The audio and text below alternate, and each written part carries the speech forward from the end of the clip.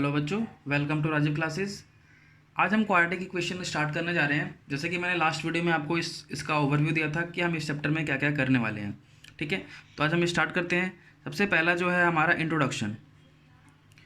Introduction हमारा important इसलिए है क्योंकि देखो, क्वाड्रेटिक इक्वेशन आप पढ़ने जा रहे हो तो क्वाड्रेटिक इक्वेशन पढ़ने से पहले आपको पता तो होना चाहिए ना कि क्वाड्रेटिक इक्वेशन होती क्या है। ठीक है, तो सबसे पहले मैं आपको स्टार्ट करता हूँ कुछ एग्जाम्पल से। ठीक है बच्चों, देखो, अगर मैं आपसे बोलूँ कि 3x² + 1 इज इक्वल टू 0 है, ये क्वाड्रेटिक है? क्वाड्रेटिक है? हाँ जी है। क्यों है? क्योंकि देखो, आपको वेरिएबल देखना है। वेरिएबल की हाईएस्ट पावर क्या है? 2 है, तो 2 है तो ये क्वाड्रेटिक इक्वेशन बन जाएगा। दूसरा देखो, मान लो x² + 3x + 1 है, ये है। हाँ जी, ये भी है। ठीक है, नेक्स्ट जो है x² इज इक्वल टू 0, क्या ये है?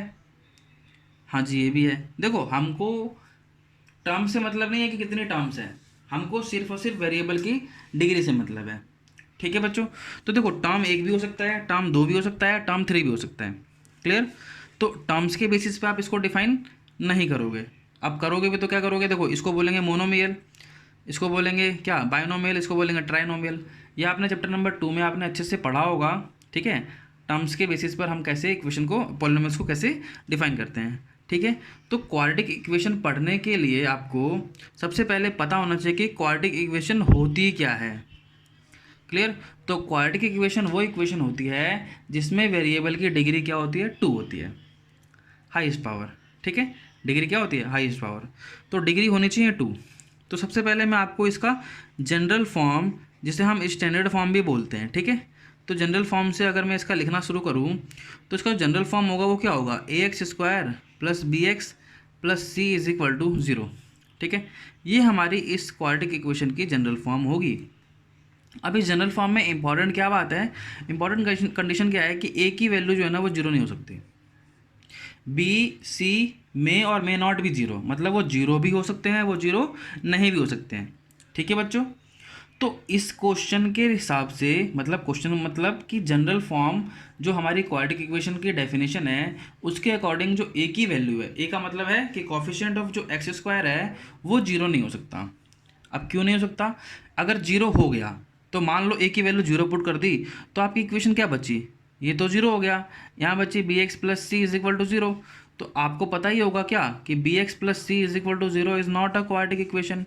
ये क्वाड्रेटिक इक्वेशन तो नहीं है। क्यों नहीं है? क्योंकि इसमें वेरिएबल की डिग्री कितनी हो गई? 1 हो गई। तो अगर वेरिएबल की डिग्री 1 हो गई तो जाहिर सी बात है कि आपकी क्वाड्रेटिक इक्वेशन भी नहीं होगी। समझ पा रहे हो कि नहीं समझ पा रहे? क्लियर हुआ? तो सबसे पहले आपको देखना है कि हमारी स्टैंडर्ड फॉर्म क्या होती है। स्टैंडर्ड फॉर्म होती है ax² + bx + c। ए क्या है? कॉफिशिएंट ऑफ x² है। बी क्या है? हमारा कॉफिशिएंट ऑफ x है। और सी जो है वो हमारा कांस्टेंट टर्म है। ठीक है बच्चों, ये हमारा इंट्रोडक्शन है। क्लियर हुआ? इस चैप्टर में हम इस टॉपिक इस वीडियो में हम इसका इंट्रोडक्शन पढ़ने वाले थे। तो जो जनरल फॉर्म है वो यही है।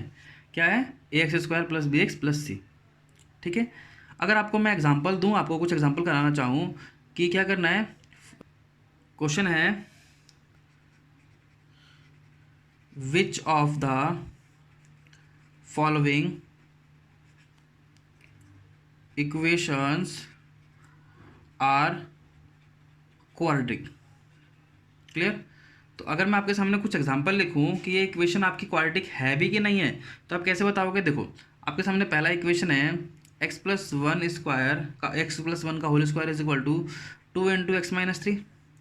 दूसरा इक्वेशन है x² - 2x is equal to -2 × 3 - x। Clear हुआ?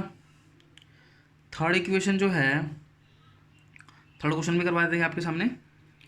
x - 2 × x + 1 is equal to x - 1 × x + 3। ये आपकी इक्वेशन है थर्ड। ठीक है, आपको ये 3 इक्वेशन करनी है और आपको बताना है कि ये क्वाड्रेटिक है भी कि नहीं है। ठीक है, तो देखो, सबसे पहले आपको ऐसे देख के नहीं बता सकते कि आप क्वाड्रेटिक है कि नहीं है। ठीक है, तो आपको क्या करना पड़ेगा? आपको इसको सिंप्लीफाई करना पड़ेगा। सिंप्लीफाई करोगे तो यहाँ पर देखो x² + 1 + 2x is equal to 2x - 6। तो 2x से 2x कट जाएगा तो क्या बचेगा? x² + 1 + 6 is equal to 0। तो ये आ गया x² + 7 is equal to 0। Standard form में लिखोगे। अब देखो, यहाँ पर b की वैल्यू क्या हो गई? 0 हो गई। क्यों? x वाला टर्म नहीं है। x वाला टर्म नहीं है मतलब b की वैल्यू क्या रही होगी? 0 होगी, क्योंकि x तो 0 हो नहीं सकता, वेरिएबल है ना वो तो। ठीक है बच्चों, क्लियर। तो यहाँ पर एक्स स्क्वायर प्लस 7 आया, तो अब एक्स स्क्वायर प्लस 7 में एक्स की हाईएस्ट पावर क्या है, 2 है, तो ये हमारी क्वाड्रेटिक होगी। This is the quadratic equation. अगर मैं सेकंड पार्ट में देखूँ, देखो यहाँ पर अगर सिंप्लीफाई करोगे x square minus 2x is equal to -6 minus minus plus का 2x।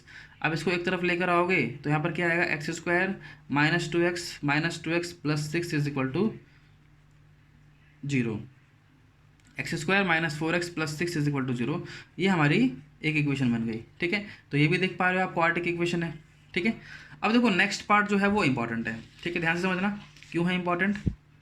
देखो अगर मैं इसको सिंप्लीफाई करता हूँ तो सिंप्लीफाई करने पर क्या होगा, x इसको इससे मल्टीप्लाई करेंगे x square plus x -2x-2, इसको सिंप्लीफाई करेंगे तो ये हो जाएगा एक्स स्क्वायर प्लस का 3x माइनस एक्स माइनस का 3, ठीक है। सबको एक तरफ ले आओ, देखो x square plus x -2x-2 minus x square -3x plus x plus 3 is equal to 0। देखो एक्स स्क्वायर से एक्स स्क्वायर कैंसिल आउट हो गया, एक्स एक एक्स और ये 2x, 2x हो गया, 2x में से 2x देखो इन दोनों से मिलकर ये कट जाएगा, क्या बचा माइनस का 3x और यहाँ क्या बचा प्लस का 1 इज इक्वल टू 0।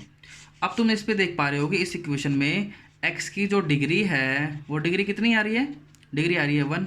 तो इसका मतलब ये क्या है, ये क्वाड्रेटिक इक्वेशन नहीं है।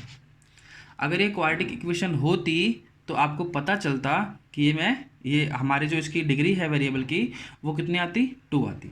समझ पा रहे हो। तो इस वीडियो में मैं सिर्फ आपको इंट्रोडक्शन बताना चाह रहा था। इंट्रोडक्शन क्या होता है, इंट्रोडक्शन में आपकी सबसे पहले इंपॉर्टेंट है डिग्री। वेरिएबल की डिग्री जो है वो 2 होनी चाहिए, क्लियर। अगर डिग्री 2 है, सिंप्लीफाई कर कर स्टैंडर्ड फॉर्म से कंपेयर कर कर, स्टैंडर्ड फॉर्म क्या है, स्टैंडर्ड फॉर्म आपके सामने लिखी है, वो क्या है, वो ये है। अगर स्टैंडर्ड फॉर्म की कंपेरेटिवली एक्स की डिग्री 2 आ रही है तो आप क्या बोलोगे, equation is quadratic equation, otherwise equation is not a quadratic equation. ठीक है बच्चों, आज के लिए इतना ही करते हैं, बाकी नेक्स्ट क्लास में, ठीक है। थैंक यू बच्चों।